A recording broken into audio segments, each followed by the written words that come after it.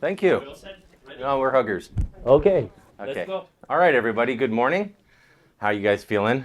Energetic. Lab day. One of the best. I look forward to this week in Chicago every year. I think it's a wonderful meeting.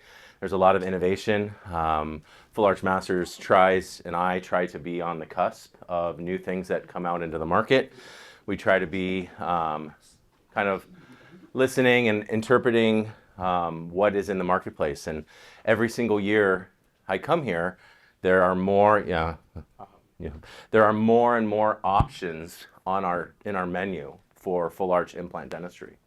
And this year, I think especially, I got bombarded with ads on my phone as soon as I landed at O'Hare for full arch systems that replace photogrammetry or as good as photogrammetry. And all of a sudden, photogrammetry is like a has-been technology. And so it makes me laugh because, things are cyclical, right?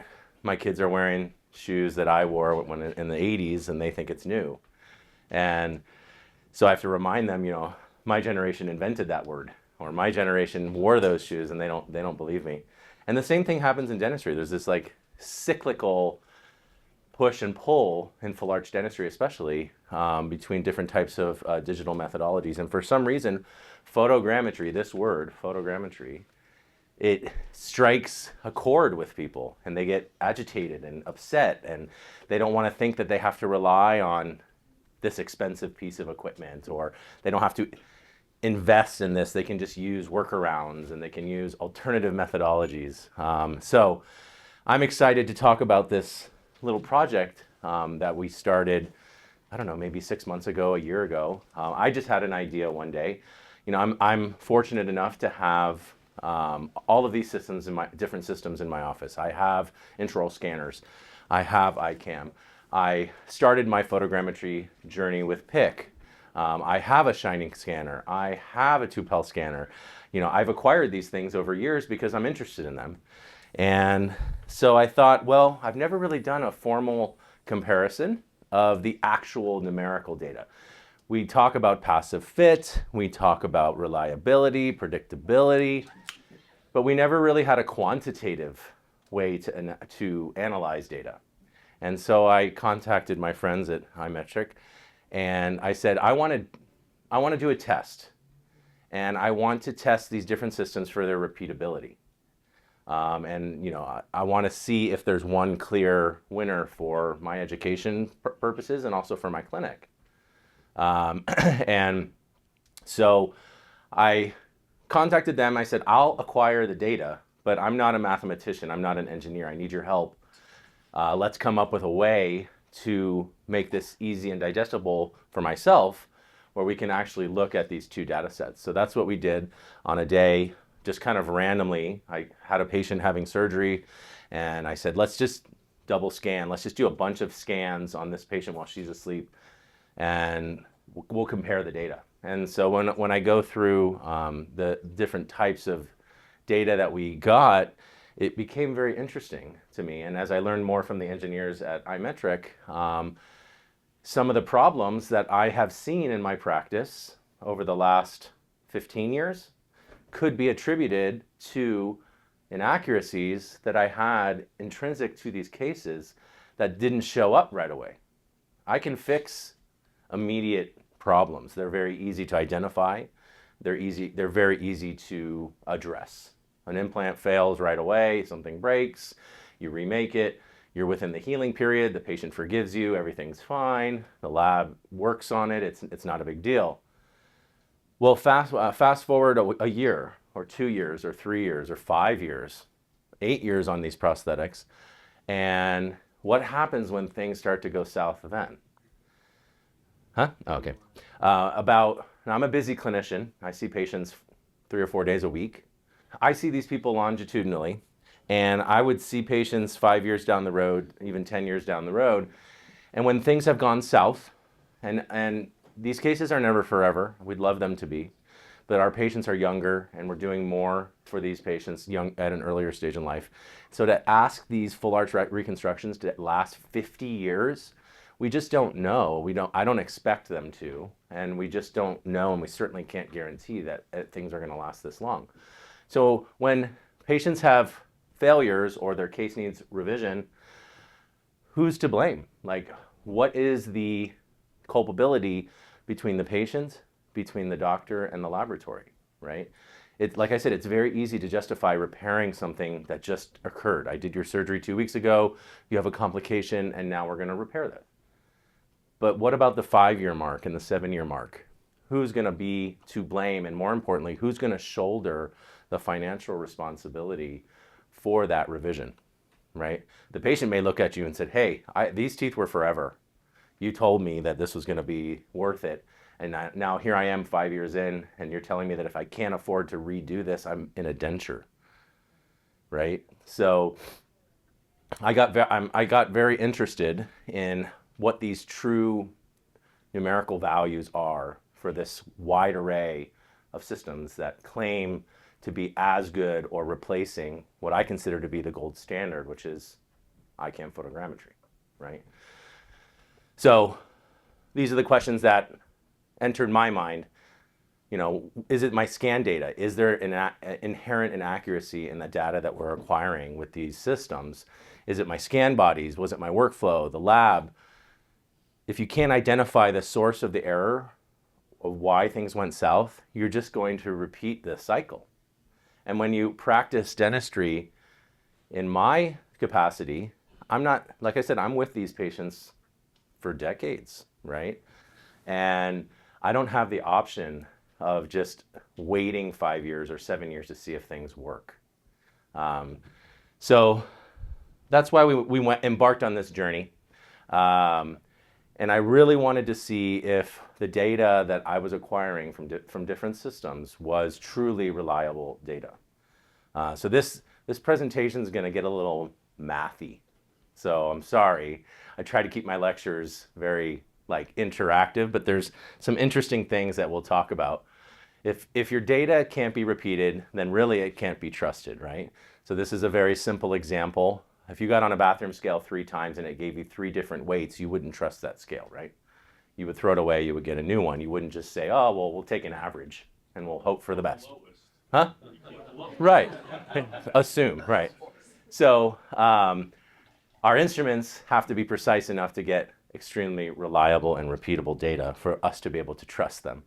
So if it can't be repeated, then really it can't be trusted. Same rule applies to implant position data as it does to our bathroom scale. So if you have a data array that looks like this, if you take the average position of all of these points, it's spot on in the middle.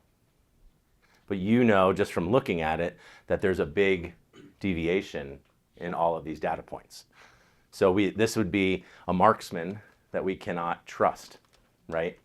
But he did get a bullseye, right? So the numbers can be more misleading, and I wanted to find some sort of quantitative measure for this. Just kind of some research showing that complications in most of our full arch cases don't show up for a long time. And we kind of inherently know this. And if you're in practice or in lab, you know that once you ship that arch out or once you install that full arch case, it's not like it's just sailing off into the sunset and you'll never see this patient again. We see these patients come back and back and back, and most of our complications show up later rather than earlier. The surgical techniques are getting better, the implants are getting better, the multi-unit abutments are getting better, our data acquisition is getting better, so our immediate results are getting better and better and better. But the long-term results and the long-term complications are tied to a different set of variables. Patient care, their medical status, your occlusion, forces like cantilevers. You don't see the effects of those things within the first 3 months. You see the effects of those things at around 5 years. So full arch dentistry has been judged by its accuracy based on this ridiculous notion of passive fit, right? Who are my lab technicians in the room? Okay, mostly. Dentists? Some. Okay, so when you're on the phone with your lab or you're talking to your doctors, you ask them, did it fit passively, right? Was it a passive fit? We just use this term like it's ubiquitous. And what it really means is, did it feel secure when you screwed it down? right? Did it squeak or did it rock or anything like that? We just ask this kind of arbitrarily based on how well the arch fits on a model and how well the clinician feels it fit. Maybe do a Sheffield test, a one screw test. Oh, take an x-ray. That's a good idea. If it's just sitting on the MUAs, then it's good, right? Well, extrapolating this data out, it's really not that good. We should have a better way. So they don't fail when you're looking at them on the computer or on the master model. They don't fail on the x-ray. They fail in the mouth under repeated stress. So this notion of passive fit is something that we really need to update, right? Everything is going digital, everything is going quantitative, but we haven't really established a threshold that we can measure quantitatively for these cases. So just, this comes up all the time. If bear with me for a moment, the argument of accuracy versus precision. So your precision, as we probably know, is your repeatability, right? How many times can you hit the same dot, right? Your accuracy is how close is that dot to the bullseye, right? So the bullseye is, in our case, the actual true placement of the implants in the mouth. Now we can't actually measure that unless we rip their mouth open and put them on an industrial size scanner and, you know, get measurements that way. We're stuck measuring the precision of our instruments. So how well can we precisely take measurements over and over again? So accuracy is what most systems claim, but precision is what the system can produce, right? And precision is what we can measure. So you can appear accurate on an average, like these two data sets, but you can still have a dangerous variation within the two data sets, right? So this is where it gets a little mathy, and this is where I relied heavily on the engineering team at iMetric, because I said, how do other industries evaluate precision? Like, we're not alone, right? Aeronautical parts have to be so precise. Medical, neurosurgical parts have to be so precise. Like, what is the statistical analysis process for measuring accuracy and precision? And they said, well, it's this thing called 6 sigma. And I said, oh, is that like a fraternity? And they just reminded me that accuracy can never be better than a device's precision, right? So if somebody comes up to you and says, my device measures to within 30 microns, that's very accurate. And you go, wow, that's great. And then when you look at their repeated data, they're getting 80 microns of deviation between data sets. There's no possible way that that machine or device can be accurate to 30 microns. You're getting a variation of up to 50 or 80 microns between data sets. So to claim that something's accurate to 30 when even its own repeatable data is greater than that means that it's just a marketing claim, right? So we'll go through kind of basically what this 6 sigma analysis looks like so that you guys can kind of see that. So this is what I just talked about. If there's accuracy within 30 microns, we say it's good enough, it's going to pass a passive fit test, right? But to me, I don't think that we need this anymore. I think we can upgrade our threshold analysis and really be quantitative about this. This we talked about. Accuracy claims are not a guarantee of repeatability. I said that from case to case in clinical use. Just because these devices claim accuracy, we can't really measure accuracy. Accuracy is a hope and a dream. It'll exist in the patient's mouth and nowhere else. But we can measure the precision, okay? So if a system doesn't disclose the precision or the repeatability, then the stated accuracy provides no insight into the worst case scenario. So if you extrapolate out into hundreds and hundreds of arches, if the precision of the instrument is not below a certain threshold, then at greater and greater volume, you will start to see problems with fit.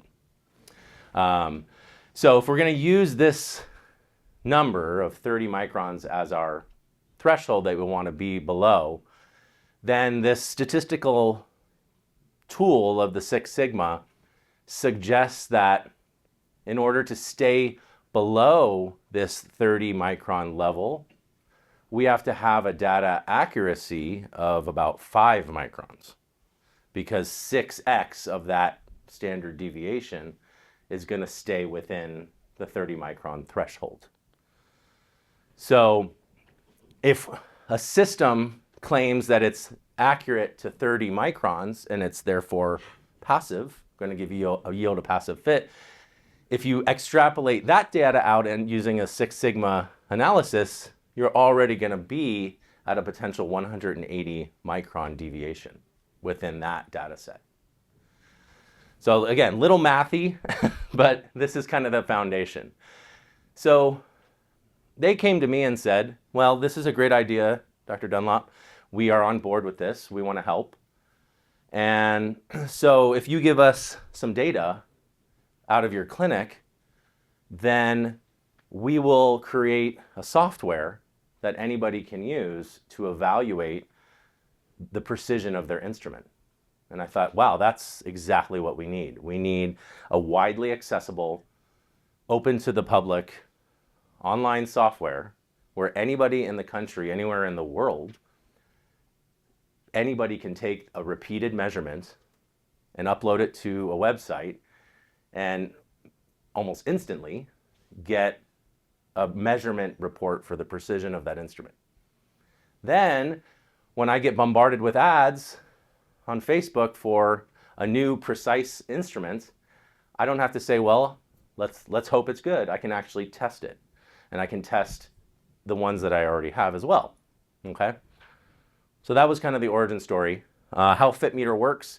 It's a very simple software, and I think it's supposed to be available within the next couple of months, right, to everybody. The website is live. We're going to have a kind of a beta program to allow people to submit cases so that we can start building this database.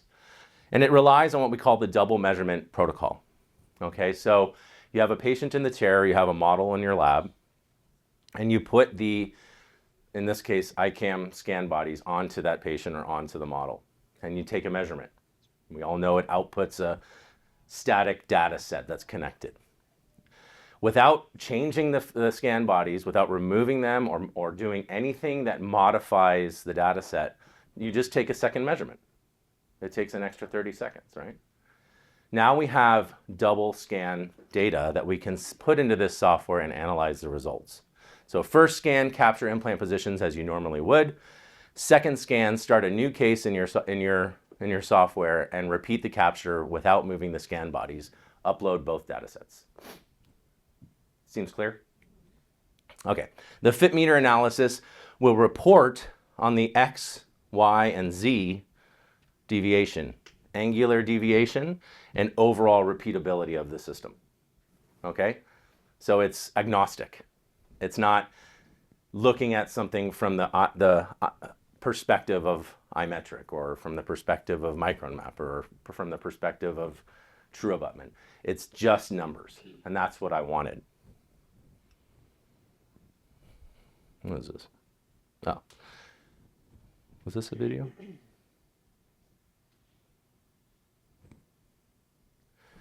So you go to the website, you start a project, you put in the name, lab name, clinician name, you put in the patient's information, you select the device that you're doing, you upload a data set here, and you upload a data set there, and then you press analyze.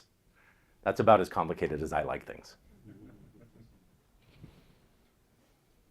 Okay, so we kind of talked about this, the difference between precision, accuracy, and trueness. I'm not going to really go through this again because I think we understand it. We have an array. Even though we did accidentally get a bullseye, great. We have a very tight array that's very close to the trueness factor or to the accuracy. And then we have a very tight array, but there's an intrinsic error built into the system that we don't know about. This we said again, accuracy can't be better than precision. So if a system claims accuracy to 30 microns, you need to ask them about their precision. And if they don't want to give you the precision numbers, it's because they don't want you to know them. So which one of these would we consider passive? They showed me this picture last week, and I said, well, just based on look, I would say that's passive. I would say that one's passive. I might say that's passive, but probably not. And then the other ones are way off. So what is this? This is their attempt, iMetric's attempt to really show what a 30 micron discrepancy looks like. This is a bar that was designed and milled by them sitting in one data set. And this is an MUA surface simulated sitting in another data set. And we wanted to see if the bar believes the implant shoulder is here and the other data set says the implant shoulder is here, what in reality does that actual fit look like, right? So now we can really see that there is daylight going through the fit, even at that passive 30 micron level, okay? Did I say that right? That's complicated. So just saying that something fits on a model, just saying that something fits in the mouth, in my opinion, having done full arch for greater than 20 years, that's not something we need to rely on anymore.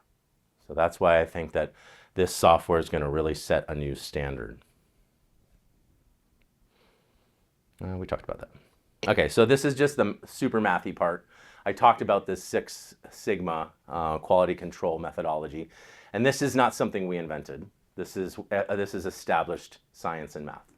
So this is how people analyze precision and acceptability in mass manufacturing capacities. So to me, it looks like a bell curve, right? So most of my grades were in this section. A lot of my friends, their grades were up here. But this is basically an average. And then as you get further and further away from the mean, this represents 1, 2, 3, 4, 5, and 6 standard deviations away, okay? So if 1 million manufactured parts pass a 6 Sigma test, then it's a very precise manufacturing process. Does that make sense? So if something can pass a 6 Sigma analysis, then it's deemed to be a very reliable data set, okay? If you achieve a 6 Sigma all the way to the right or to the left, and you're within this confine, when you manufacture 1 million metal bars or arches, you will have only 3.4 errors intrinsic in the data that cause some sort of misfit, that don't pass this 30 micron passive fit threshold. Does that make sense? So if a data set can pass a 6 Sigma, then we can call it a very precise data set. So in order to keep our restorations below 30 microns on a consistent basis, we need to have a fit of about 5. I said that before. So 5 microns, that is like Mount Everest, right? That is super, super, super accurate. But maybe we should hold, if we want to say 30 microns is our passive fit threshold, then we have to hold these systems to this standard, okay? So when I did this analysis, I looked in my office and I said, well, right now I've got 5 systems that I can use because I have them, right? And so I was curious about what would be repeated measurements using each one of these devices on the same patient at the same exact time without changing any parameters. So that's what I did. Let's see if it plays this video. You did 2 scans with every single one of those? Yeah, I'll show you. This is AI music, by the way. If any Spanish speakers, you can listen. Oh. Hey everybody, it's Dr. Dunlop from Full Arch Masters. It's another exciting day here in Fresno, California. We're doing some live patient testing on a variety of products that are out on the market. So we're going to use the same patient, live surgery. We're going to be testing an entire spectrum of photogrammetry and intraoral scanning devices today. And we're going to use our lab software to compare the accuracy of all of these different scans. So kind of a fun exercise. There's a lot of different products out there on the market, and Full Arch Masters always wants to be ahead of the game, unbiased, just presenting the data for what it is. Hang out for the day and check out what we're doing, and we should be giving this wonderful patient a brand new smile very shortly.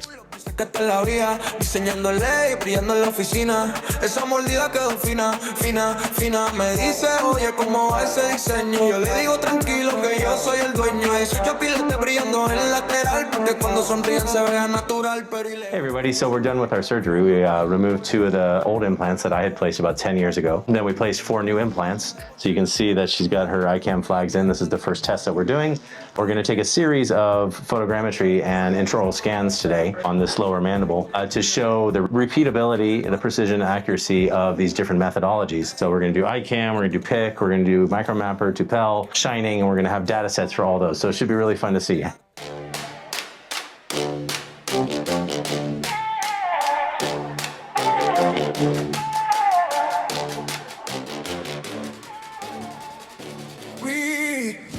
We feel the pressure rise. Feel it in your veins. Fire's burning deep inside. Old winds held us back. Future is ours, we're on the attack. Can't stay where we've been. Comfort's pacifying sin. Good is the cage we're breaking through. Success is coming for you.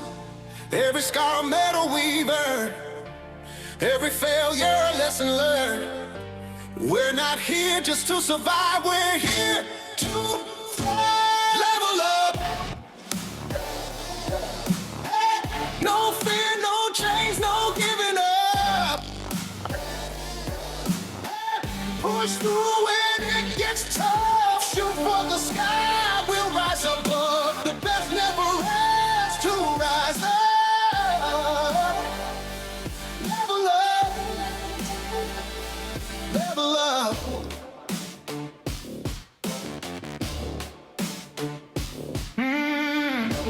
Mirrors show who we used to be, but we see more than they can see. Excellence is not a place you find. It's built in sweat, heart, and mind. The worst thing is feeling fine, so we're crossing that finish line. We won't settle for almost great. We'll rewrite fate before it's too late. Pressure makes a diamond shine. Every moment's battle line. If we fall, we'll rise again. Let the war begin. Level up. More bass in here. No fear, no change, no giving up. Push through when it gets tough. Shoot for the sky, we'll rise above. The best never rests to rise up. Level up. Level up. Rise from the doubt, from the noise, from the fear. The voice of confidence is all we hear. It's our fight, we are born to shine. We won't stop, this is our time. Level up. No fear, no change. All right, so we finished up the surgery on the lower. We scanned with our Shining scanner. We scanned with our ICam. We scanned with our Micron Mapper. We scanned with our Tupel.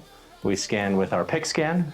So we got 10 scans total, repeat scans on each one. So this is going to be a very reliable data set in a live surgical situation where we're doing a immediate load, same day smile reconstruction for this patient. So we get repetitive data, and we're going to see what the accuracy of all of these systems looks like in a live surgical field.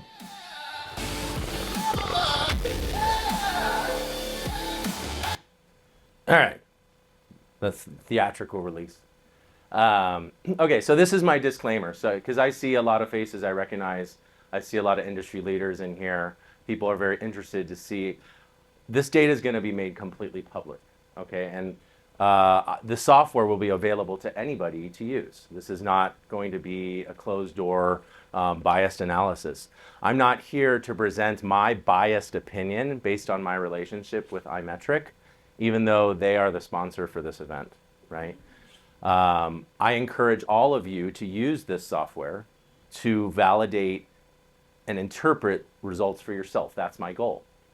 The following results are simply based on the double measurements on a live patient in a controlled environment at the same time, same patient, using the same software for analysis. So I don't want you to think that I'm up here telling you that we made this happen a certain way. This is just the way that the data came back for this analysis. So yeah, we went through this kind of in depth here. So this was the complete study that we did. This was my wonderful patient, Sharon, who was sleeping in that video.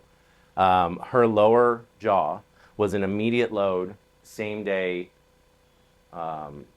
case.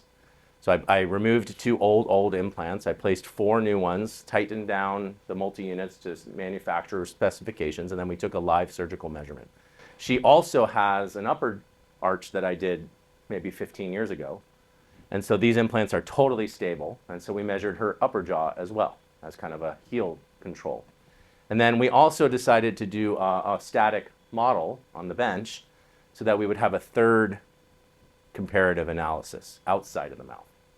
And so double scans on each one of these using 5 different methodologies. Does that make sense? We talked about that. So let's look at the live surgical data. The first system that we put through this rigorous threshold where we want to try and keep our accuracy precision measurement under 5 microns so that our 6 sigma measurement is under 30 was the ICam. And so out of the 4 spots, the 4 implant positions, we tested within this tolerance for 3 out of the 4 sites. And this one missed by half a micron. So technically it doesn't pass. Yeah. Yeah, when you do the 2 sets of... I was like, I know you, Arturo. Yeah. Yes, sir. When you do the 2 sets of scans, were you switching the scan body? No, not moving. Put them on and then leave them exactly as is. That's fundamental, because as soon as you unscrew something and retighten it, technically it's not the same data set.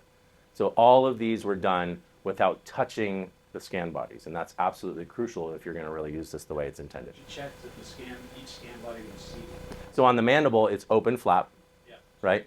So I can see it. On the upper, we took X-rays because there's theoretical tissue, and then on the model, obviously, we could see it. Yeah. But just as an aside, clinically, I always take my photogrammetry measurement or any implant measurement with an open flap. That's just that's what I teach, and that's what I do. Isn't the ability to see the flags in a repeatable way also inherently important to this process? 100%, and that's why we didn't move them. No. Wouldn't you want the placement of them and repeatability of your ability to place them to also be... Right, so that's the difference between manufacturer error and user error. So if you don't put any scan body on correctly, you're not going to have the true measurement. But if you even if it's on incorrectly, you can still measure precision if you don't remove it and put it back on. Does that make sense? But you're more interested in accuracy for your patient. I'm very interested in trueness. I'm very interested in accuracy, but those things are not measurable. Precision is measurable. So yes, 100%. Anything that you can do to ensure that any impression coping or scan body is seated fully, that's number 1, right?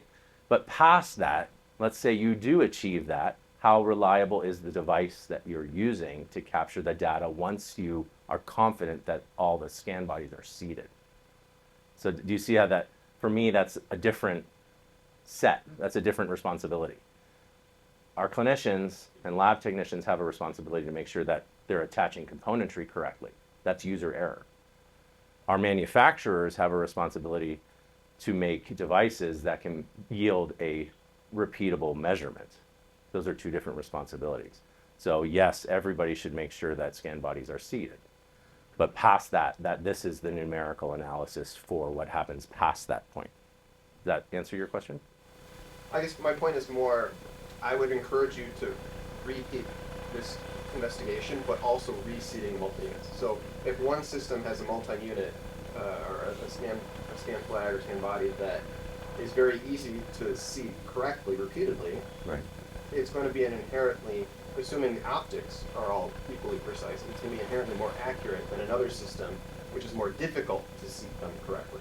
Fine. So yeah, you could have a whole separate argument about centering screws and materials of the scan body and the shape of your multi-unit abutments and the screw tolerances and the sterilization protocols, and there's like a litany of things that we have to talk about in order to really have the best conversation. But to this point, at least in my career, I've never had a way to actually quantify the precision of my measurements.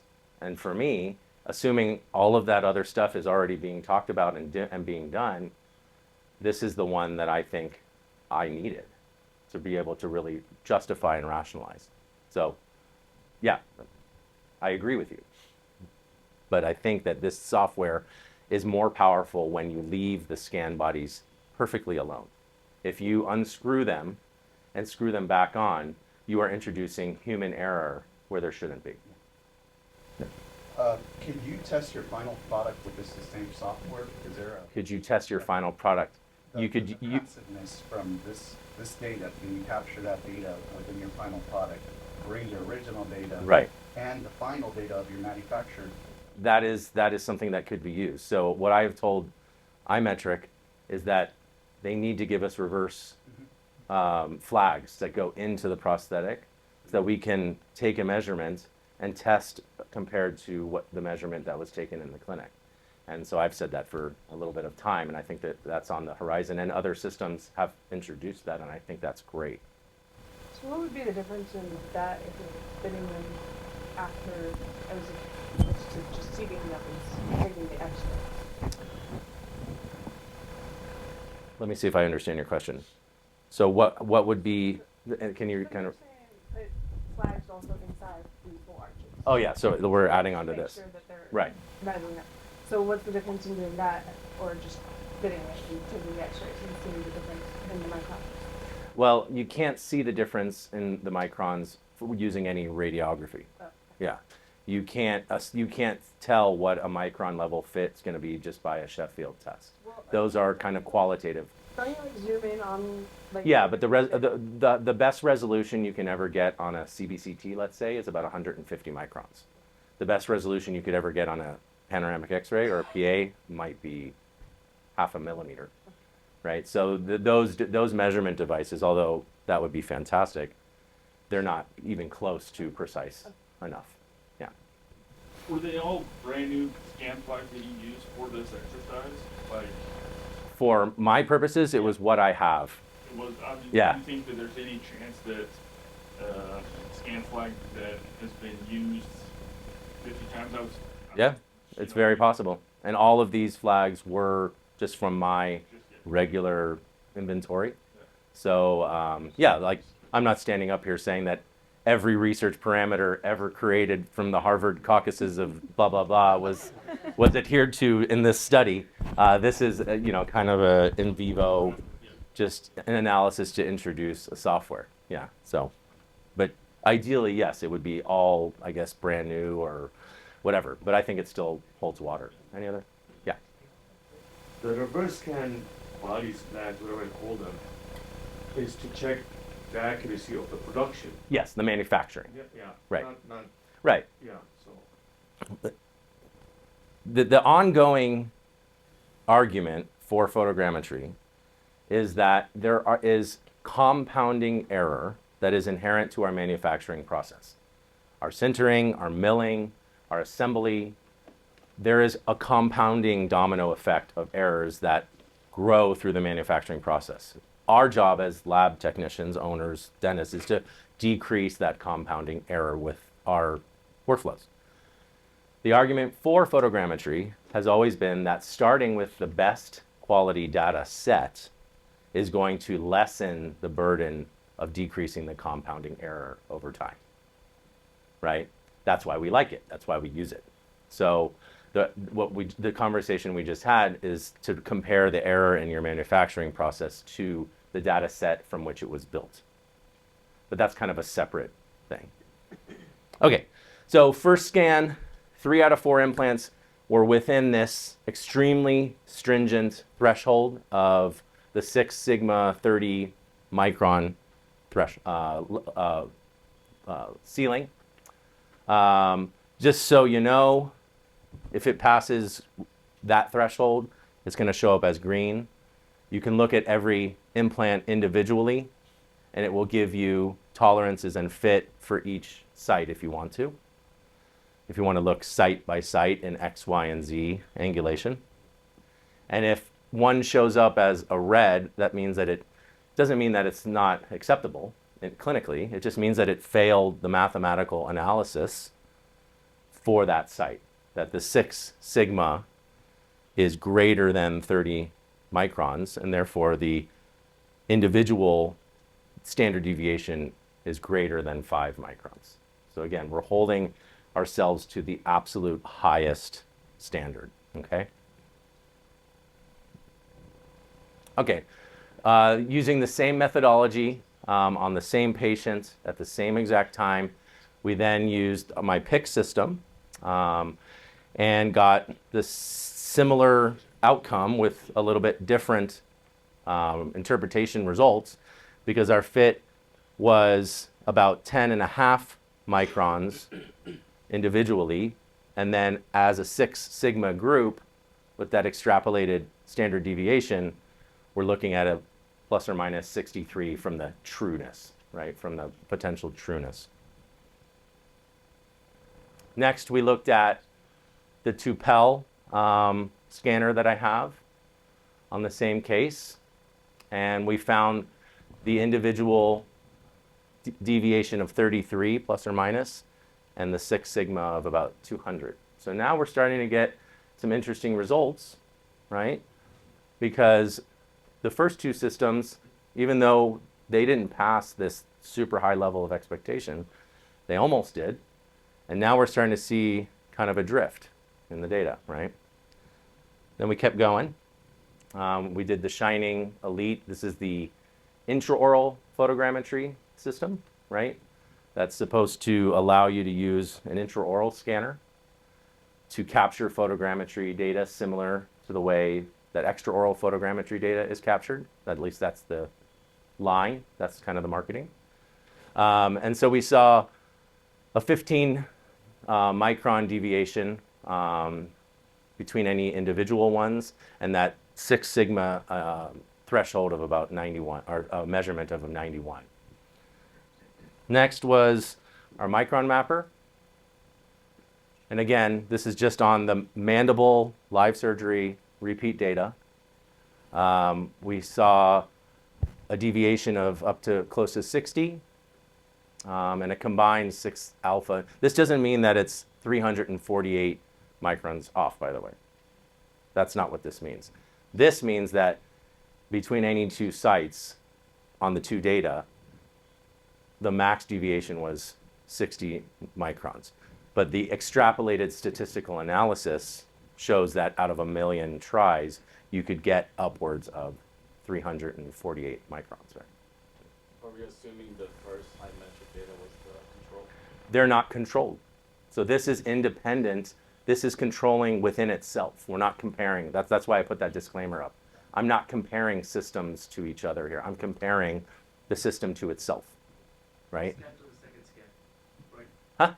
First scan to second scan, not comparatively within devices. This is just first scan to second scan. And then I thought, well, live surgery, implants can be moving slightly, right? Abutments might not be torqued down. There could be bone in the way. That's our hardest one. So let's do something that's a little bit more forgiving. We'll do her maxilla, where the implants have been in the mouth for years and everything is stable. So again, we started with the ICam. We took the double measurement. We saw pretty similar results to what we found on the mandible, which is not passing completely, but getting relatively close. So 7.8 microns with a 6 sigma of close to 50. The pick was similar as well. 6 microns of deviation with the 6 sigma of 36. Tupel, similar at least in concept to what we saw on the lower jaw. Same with Shining Elite. And remember, this just means that one scan to the next, they're not passing this super stringent 5 micron level, which will then yield a consistent measurement of 30 microns or less. Micron mapper. And then lastly, I think it was Helen's idea, maybe someone's idea, to do a model. She had a model with her. We didn't want to do all of these implants, so we chose 6 of them. I thought that was acceptable. I don't really do cases with 8, so it didn't make sense to do all 8. And again, so this is the first time that I actually saw green. And I was like, okay, at least on a model, saliva-free environment, no movement. We could at least get one data set to pass. So that's encouraging. This was for ICam. Pick struggled a little bit on the model compared to in the mouth. Tupel struggled as well a little bit. 25 micron deviation, 150. Shining. Not terrible. Got one pass. Micron mapper. Okay. And then, so this is just a repeat. This is a physical manifestation of the numerical data so that we have an illustration of what this truly looks like. So we took one of the data sets and we milled a bar in true position to data set A, and then we milled the connection in true data set B. So we could see physically what that gap looks like, potentially, okay?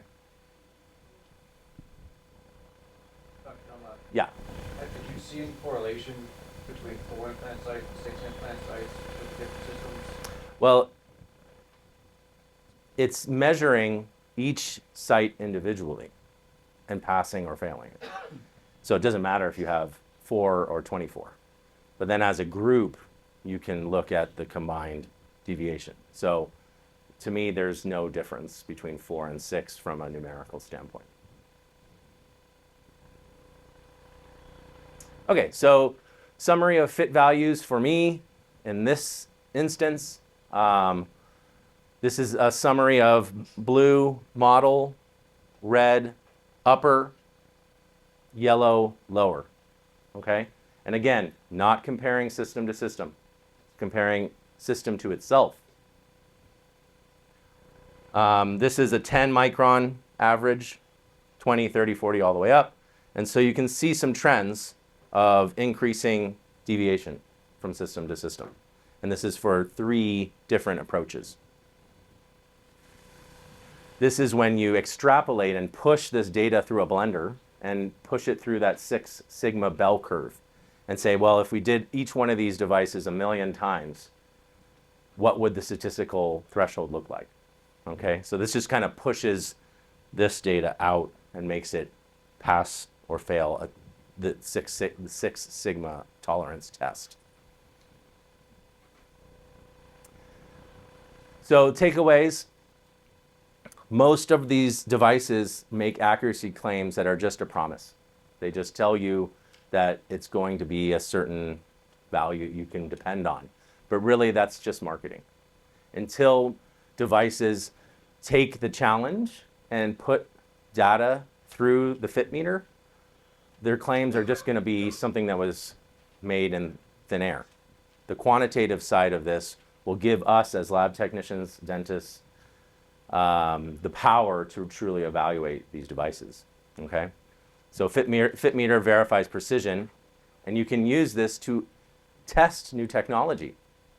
So if somebody comes to your lab, comes to your office, and says, I've got a new machine, a new device, it's going to replace this, it's a game changer. I love that word. It's a game changer. I'm just going to say, let's go. I have a patient in the chair, Lucy's here, or I have a model right here on my lab bench, let's test it. We're going to take double measurements. It's free. It's accessible to everybody in this room. Go to fitmeter.io. Is that the right website? Huh? For the beta, yeah. And it's going to be totally available and ready for everybody's use. Right now, I think we're just going to limit it to beta testing so we can make sure the website's working. Huh? 20 cases. Okay. I see. And just as a side note, if you're using a device that exports the file type that iMetric does, or I think maybe there's one other system that outputs the actual numerical values, it just goes right into the software. If you're using something like an intraoral scanner or another system where it's not outputting a numerical data set, you have to take that to ExoCAD and make a very quick bar. You have to make like any shape, any whatever bar, so that we can link the data set together, and then you send the bar file to us, and then we use the bar file inverse data to run this analysis. So that's just as an aside. If you're using ICam, and I think there was one other in that output the right type of numbers, but if you're not, if you want to still test it, let's say you want to test Straumann's new scan bodies with Trios, and you want to see double scan what the deviation is between those two data sets, you'll just have to extrapolate that data, take it into ExoCAD, make a bar of any shape to connect them, and then send the bar file, and that's how we will be able to reverse engineer the numbers that we need, so that it's just a numbers analysis and not physical bias. Do you have a theory as to why the upper struggled a little bit more, like across the board? Or all the Yeah, good question. Let's see. So, did it though, right? So this device as a group had lower numbers, right? So blue and yellow were the lowest. This device as a group had blue higher here. So I'm not quite sure I agree. I think that within each system, there was deviation, but not necessarily upper to lower to model M, at least not correlative. Really surprised for people that the model sigma was Right. higher than the, I mean, Right. what do you think caused that? Data don't lie. Yeah, I don't know. It doesn't, all I have are these numbers. So what I told them to do is open this up to the public, open it up to every lab, every clinician, and let's start building an anonymous database online where anybody can go in and say, oh, there's been 20,000 scans on iMetric, and this is an ongoing, anonymized database that you can just click on and see what everyone else has submitted, right? So you don't necessarily have the burden all on yourself. It's kind of a communal project, right? So what I want to see is on their homepage, it just says, here's all the systems and all the data that has been submitted and tested thus far. Use it for yourself, make decisions based upon other people's data, or get your own. Submit your own files and go from there. So on all the different ones, all the software was updated, it was all the... It was just me at a point in time. Okay. Yeah. So I think he asked this question before. Were they new scan bodies? Were they seated all the way? What's your sterilization protocol? All of that stuff matters. But for this analysis, and this is how it's going to be for everybody doing this, they're just going to take a snapshot at their point in time, repeat scans. That's all that I asked. Because once you start getting into analysis of data and this and that, you can make the argument that, well, maybe I didn't screw down one of the pick flags all the way, but that doesn't affect this test. This test is just repeated measurements at one point in time where the scan bodies didn't move. Tested digital photogrammetry against the old analog, because my dentist was very against digital, and I kind of brought it there. He sounds great. That would be wonderful. He's not here. I can talk about it. Yeah. But I will say, a lot of times the photogrammetry ones fit perfectly and very passive, where but it's like they're two totally different. Right. Well, I mean, we're here talking about digital versus digital versus digital. If you want to talk digital versus analog, let's go grab a beer and we'll talk some shit. But we're here as the apex of the pyramid, right? We're here saying, no, 5 microns is what it has to be. Like we're the tip of the spear, right? So if you're going to make the argument of digital versus analog, like till you're blue in the face, this is pushing systems to back up the claims that they make that they use to sell product. right? We are the consumers. I am a consumer. You are a consumer. When you go walk that floor, they are all here to sell stuff, right? I'm here to give you a tool that you can say, I would like to put your device through this challenge. You guys have a model? Oh, it's sitting right there. Let's take 2 measurements. Oh, there's a laptop. Let's upload this data right now. That's my goal. So that systems that are coming to the market and making claims, we have more power in our pockets as the clinicians and as the lab to be able to discern through the weeds and get to the numbers. You're going to say preach? So what happens in a clinical setting when they fail? Like, what do you do? Right. So that in my disclaimer, I said, do what you want with this. This is just a litmus test. In my hands, I'm a clinician, I'm a lab owner, so I make my own prosthetics. We make prosthetics for lots of doctors around the country. I want to know that I'm starting with the most precise data set for them, because I know that there's going to be intrinsic manufacturing errors. So if I have data coming in from an outside doc that's using the new, scan body system from Dr. So-and-so from Belgium, I'm going to say, well, hey, can you take a repeat measurement for me and let's run it through this free software to make sure that the system you're using is something I, as the lab manufacturer, can depend on. And if it's not, if I get all reds, I'm going to want to send a verification. I'm going to say, I know you want me to make this zirconia, but I need to send a milled bar. I want you to try this in because your device, it doesn't give me repeatable data, and I don't want to warranty and go through the process and this and then have a prosthetic that doesn't fit day one, or worse, causes problems down the road.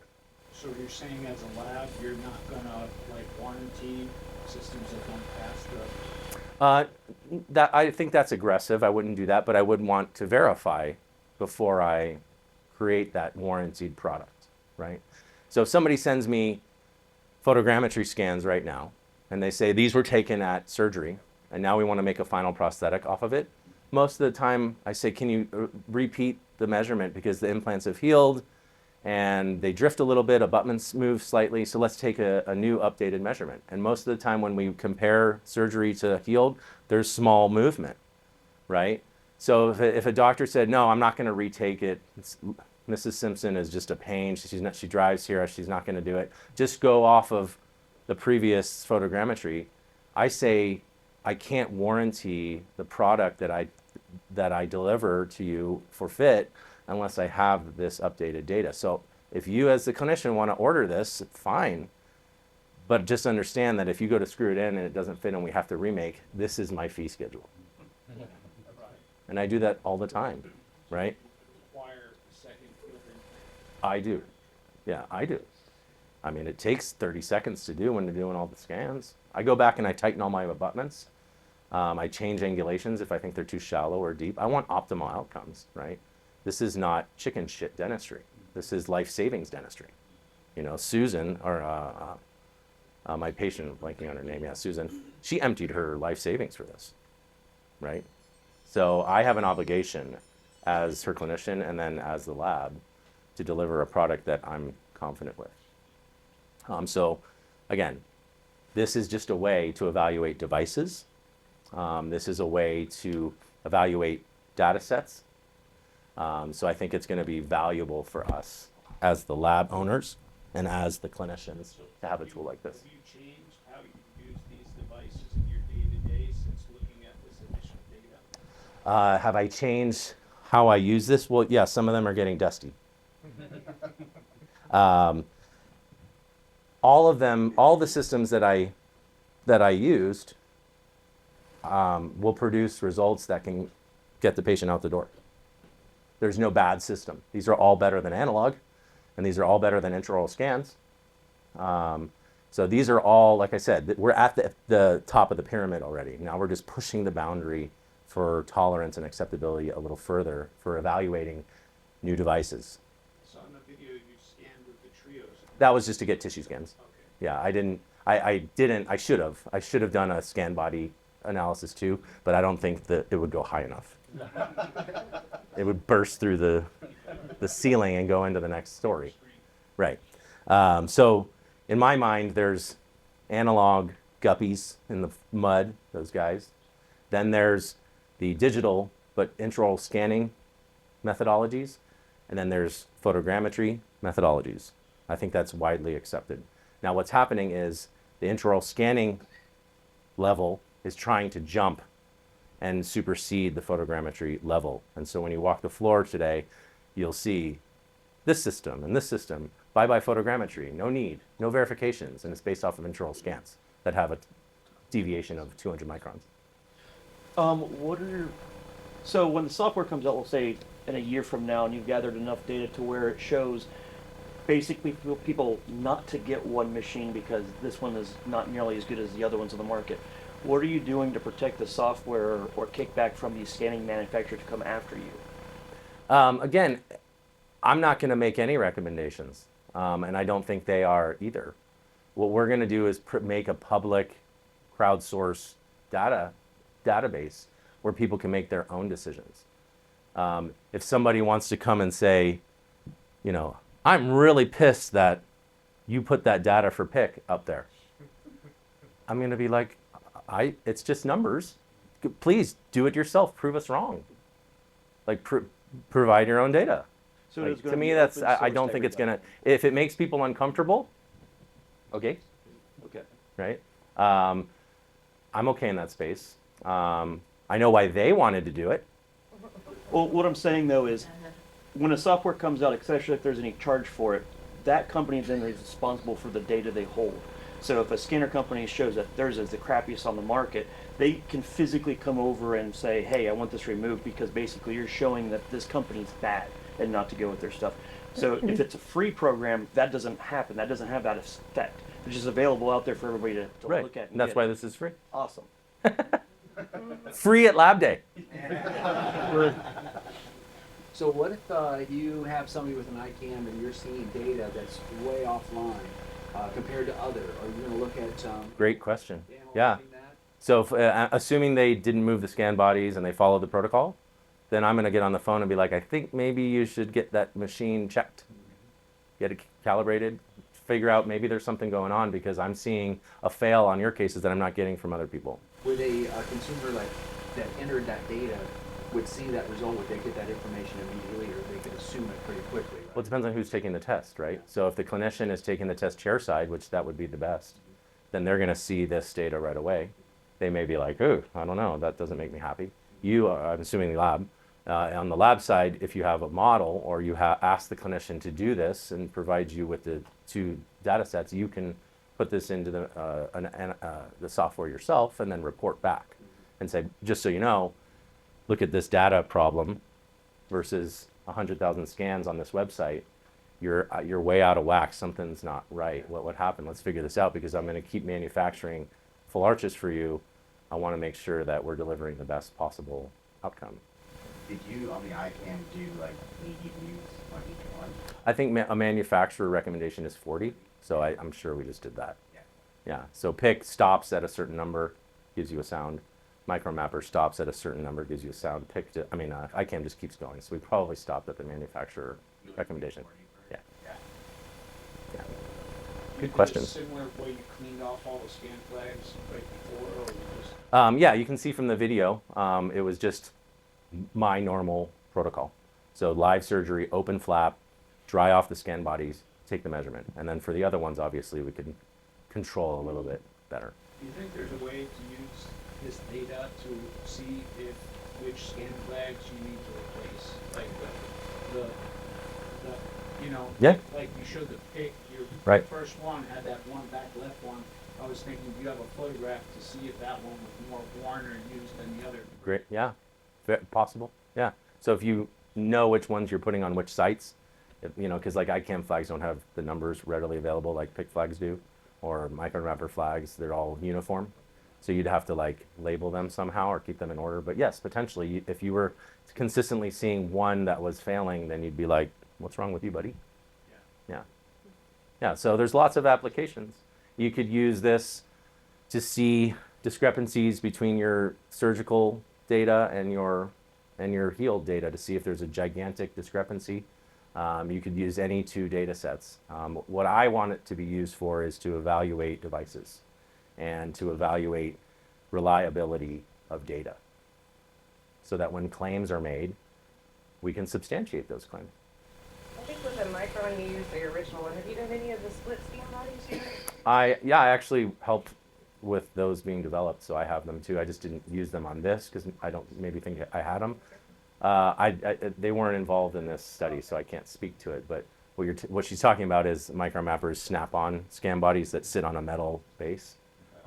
It would be very easy to do that. You just use those instead of the I don't want money for this. I'm here friendly. So yeah, but any scan body, any system that can be used to create repeat data can be tested on this system. So intraoral scans, photogrammetry scans, anything. What version are they up to now? Imetric ICams? Up to 5? I didn't understand the question. The iMetric ICam. Right. What version are they up to? 5? What version of software or No, the hardware? actual Yeah, hardware. I think it's the 5th generation, right? Okay. High five. Is there your favorite one, or is the newest one the best one? Newest. I get great results with my Gen 4. I have 2 ICAMs. So my Gen 4 gives me great data. My Gen 5 gives me great data. Yeah. Now I'm kind of curious what the difference might be between the generations. We did the same test. That is your homework. Again, what I think is great is this is now going to be available to the public and to you guys because you're all smarter than me. You're going to come up with cool ways to use this. And what I want to see is when we go to this website in 6 months that we are seeing the databases grow across the country and across the world. People are using this to grow this crowdsourced database. And then so imagine a ticker that says 20,000 scans received, 30,000 scans received, and then boom, just all the raw data. Love it. I just want to say thank you for doing this. Yeah, that's Yeah. awesome. I've been wanting to see this for years, and I tried doing it myself, and it, Right. I have this statistic. Right. Well, you can thank me, but thank them too. Thanks, guys. I consider these guys to be the tip of the arrow and pushing all of us forward to hold ourselves and manufacturers accountable for the claims that they make.